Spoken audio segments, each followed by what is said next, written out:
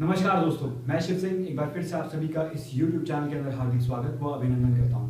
दोस्तों, आज की इस वीडियो के अंदर और इस वीडियो के माध्यम से मैं आपको एक कहानी सुनाना चाहता हूं, जिसको सुनने के बाद मेरे हिसाब से आपको क्लियर कट पता चल जाएगा कि क्या आपको अपने सपने, अपनी ज़रूरतें और जिन चीज़ों को आप अपनी लाइफ के अंदर चाहते हैं, उस चीज़ को पाने के लिए एक काम के साथ साथ एक और काम की नींव डालनी चाहिए या फिर नहीं। दोस्तों, अगर आप हमारे YouTube चैनल में पहली बार हैं तो इस वीडियो को लाइक करें, हमारे YouTube चैनल को सब्सक्राइब करें ताकि आप कोई भी वीडियो अपडेट मिस ना कर सकें, क्योंकि हम यहाँ पे लेके आते हैं बेहतरीन और कमाल का कंटेंट जिससे आप अपने MLM बिजनेस को और ग्रो कर सकते हैं। जो मैं आपको कहानी सुना रहा हूँ दोस्तों, वो कहानी है गुरु और एक चेले की, जो काफ़ी दूर से चलते चलते अपने सफ़र में एक गाँव में पहुँचे। थकने की वजह से वो रुक करके पानी के लिए पूछने लगे लोगों से।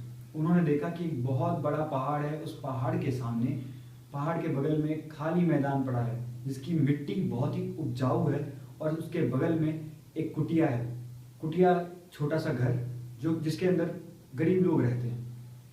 उसने देखा कि उसी घर के बगल में एक पेड़ है जिस पेड़ से एक गाय बंधी हुई है। गुरु ने तुरंत कहा कि हो सकता है हमें यहाँ से पानी मिल जाए।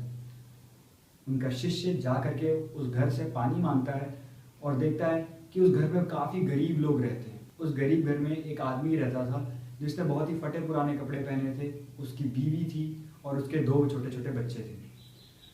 गुरुजी ने उनसे पूछा कि क्या हमें पानी मिल सकता है, और उसने पानी पिलाया।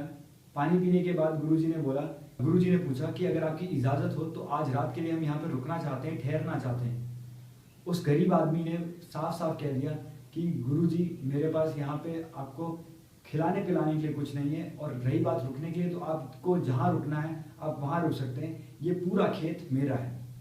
दोस्तों, जैसे ही गुरुजी को पता चला कि ये खेत उसका है और ये मिट्टी भी उपजाऊ है, उन्होंने पूछा कि आप करते क्या हैं। उस गरीब आदमी ने बताया कि मेरे पास ये गाय है, इस गाय का दूध निकाल करके बेचता हूँ, साथ साथ में अपने परिवार को खान पान के लिए इसी दूध का इस्तेमाल करता हूँ। ये बात सुनने के बाद वो लोग रात में उधर ही रुक गए। गुरु और चेले ने उधर ही पे अपना इंतज़ाम किया और वो वहीं सो गए। रात के टाइम आधी रात के टाइम जब गुरुजी जगे तो उन्होंने अपने चेले को इशारा किया, खड़े हो और जल्दी से इस गाय को पहाड़ से धक्का लगा दे जाके। जो चेला था उसको पहले विश्वास नहीं हुआ कि गुरुजी क्या कह रहे हैं, पर फिर भी गुरु तो गुरु होता है, वो गुरु की बात टाल नहीं सकता था और उसने वही किया जो गुरुजी ने कहा। उसने उस गाय को लेके जा करके वहाँ से उस पहाड़ से धक्का दे दिया और वहाँ से रातों रात चले गए।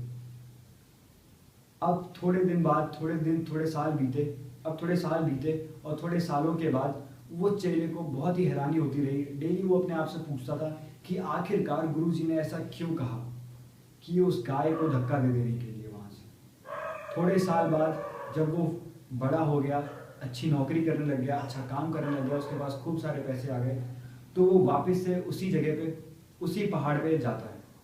वो देखता है कि वहाँ पे जहाँ पे खाली बंजर ज़मीन थी, अब वहाँ पे बहुत हरे भरे खेत लहरा रहे हैं। जहाँ पे एक पेड़ लगा था वहाँ पे कई सारे पेड़ लगे हुए हैं। जहाँ पे एक छोटी सी कुटिया थी, अब वहाँ पे एक बहुत भव्य मकान बना हुआ है। उसने पूछा कि क्या मुझे एक गिलास पानी मिल सकता है यहाँ पे, और जैसे ही उधर से अंदर से व्यक्ति आया, उसने देखा ये वही व्यक्ति है जो उससे थोड़े साल पहले मिला था। वो समझ नहीं पाया कि आखिरकार ऐसा कैसे हुआ। उसने बोला,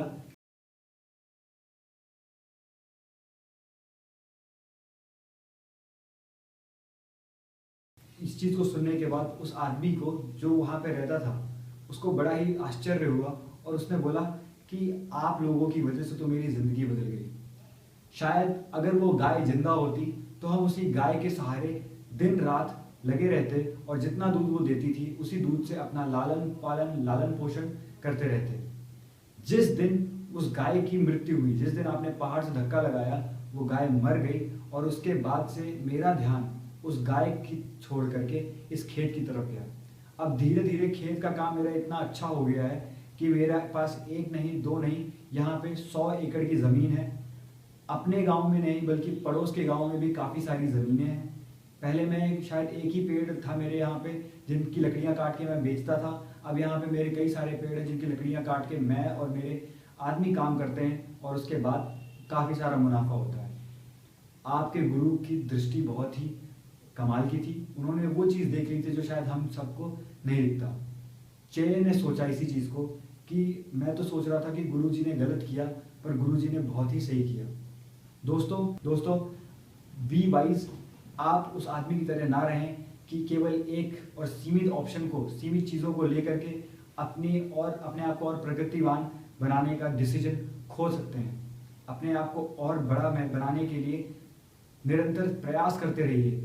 अपने आसपास मौजूद उन सारे रिसोर्सेज को समझने की कोशिश करिए जिनको आप समझ सकते हैं, जिनको आप यूज़ करने के बाद अपने बिजनेस को ग्रो कर सकते हैं।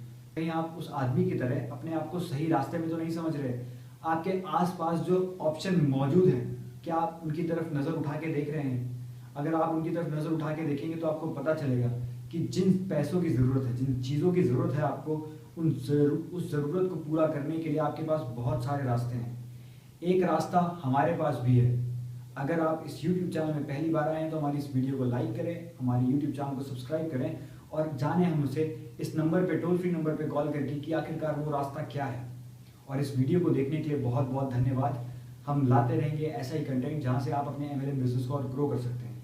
दोस्तों, इस वीडियो को देखने के लिए एक बार फिर से बहुत बहुत धन्यवाद। नमस्कार।